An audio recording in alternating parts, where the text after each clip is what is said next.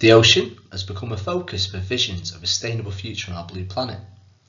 Political visions of a blue economy future, of a future in which we expand our use and development of ocean and coastal spaces in an environmentally sound way for the benefit of all, however, contrast with a prominent role that petroleum exploitation and the development of oil and gas industries has as a key pillar of many blue economy policies and programmes. Taking climate action and moving away from fossil fuels is right there at the top of the mainstream sustainability agenda as we strive to address the emerging climate emergency. Increased fossil fuel use directly contradicts the climate action we urgently need to take.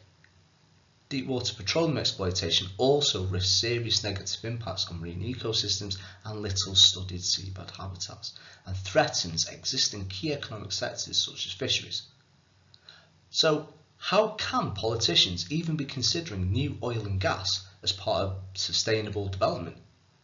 Well, the problem is that we have a global governance failure, meaning climate costs are spread out and shared globally, but lucrative economic benefits accrue to oil producers.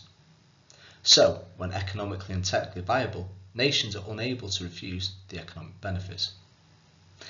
Even if credible and equivalent financial mechanisms were proposed to keep oil and gas in the ground, political considerations also make it unlikely a state would not develop a national petroleum industry for the security and reliability of independent wealth, take control of its own development path, and not be constrained by narrower external geopolitical agendas and conditional aid.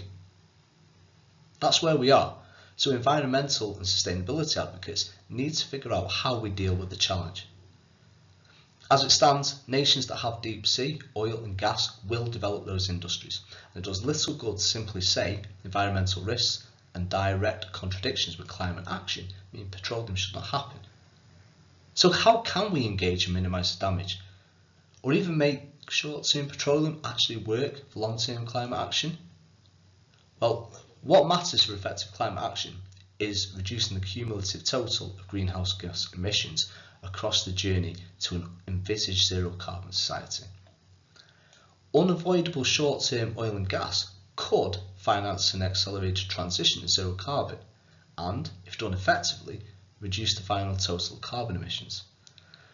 But be aware that is a very big if, and realising such potential needs robust institutional arrangements, advances in management of environmental impacts, development aligned with sustainability, strategic expertise and political will.